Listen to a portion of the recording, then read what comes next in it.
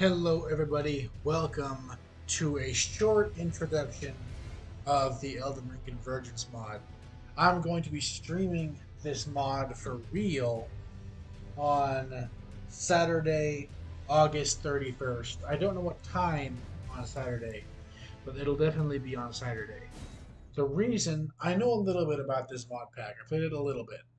The reason I haven't played this mod pack yet for real is because every time an update happens, a major update, you have to start over creating a character. And so for a while I haven't really had the drive to play it and record it because all my progress would be lost. But it looks like they are at a decent stopping point for updates. And therefore, I want to stream this mod for real in depth on Saturday.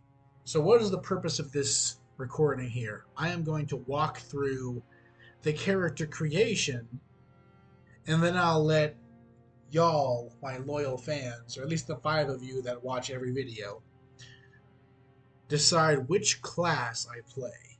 Because there are a lot of them in this mod pack. So, for starters, we have the Retainer. This is your basic knight. He uses basic sword and shield, heavy armor, with a focus on strength and dexterity for melee combat. This is super cool about this mod pack here. They have broken down they have a class basically for every single attribute focus. So like if you're someone who likes playing really strong, they have the Berserker, right? Or the Dreadnought. So they have these. It's really cool. It's really in depth, and I wanted to go over it here in a short little video, so that my faithful followers can decide upon which one they want me to play when Saturday rolls around.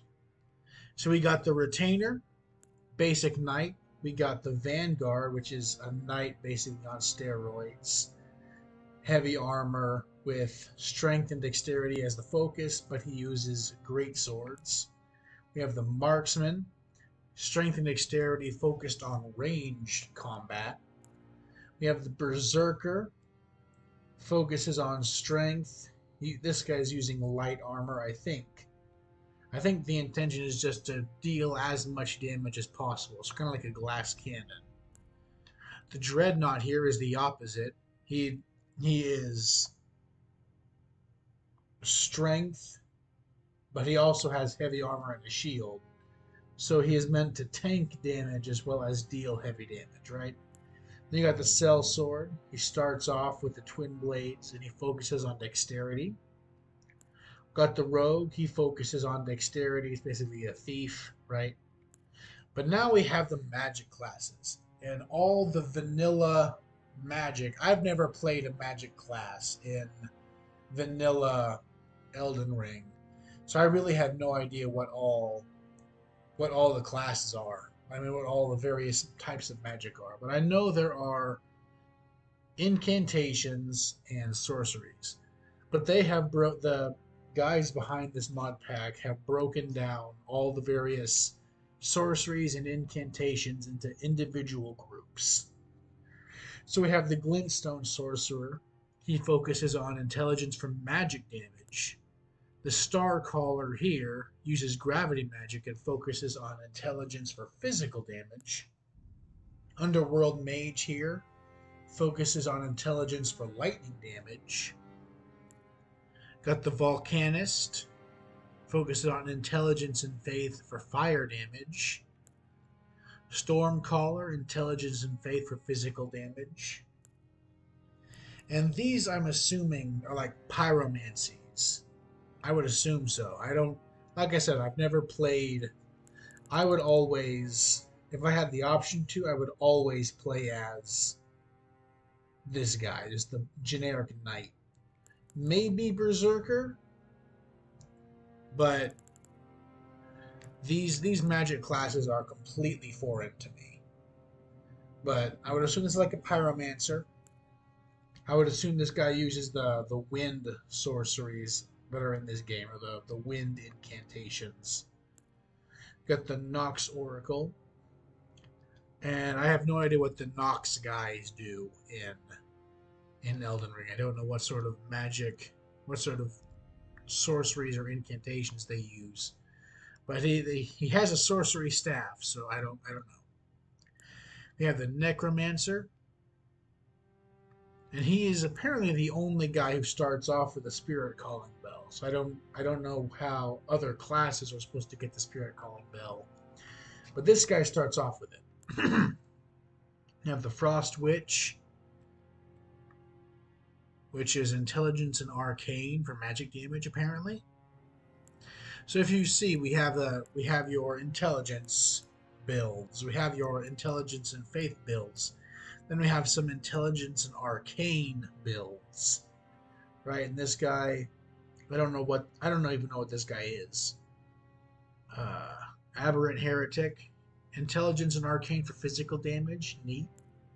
Flame Prophet, neato burrito. So here are intelligence and arcane. Now we're going at just the faith. We got holy damage, nice. Physical damage. So it looks like for every damage type, there is a magic build, right? So depends on what your preference is, I assume. So if your preference is intelligence only, they have a magic build for you. If your preference is faith only, they have a build for you.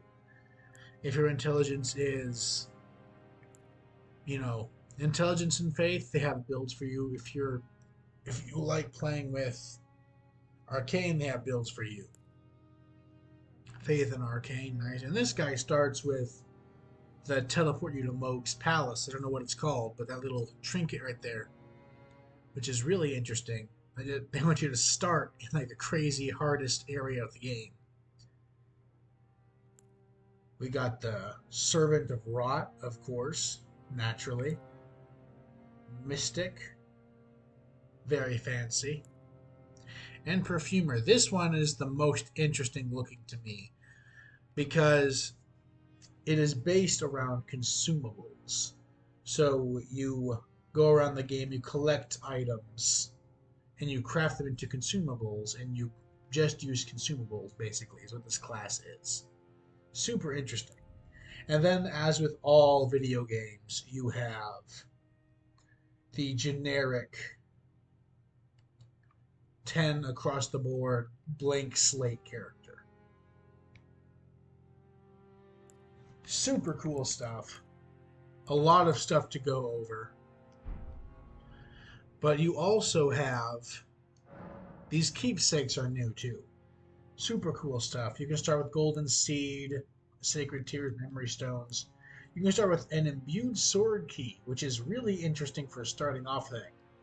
Then you have these weird remnant items, which I'm not entirely sure what these do. Then, of course, the Fanged Imp Ashes. I have no idea. That is the only... I think this is the only base game keepsake that they have here.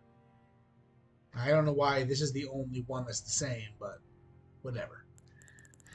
So anyway, that is the basic rundown of this class. And I'm not going to create a character.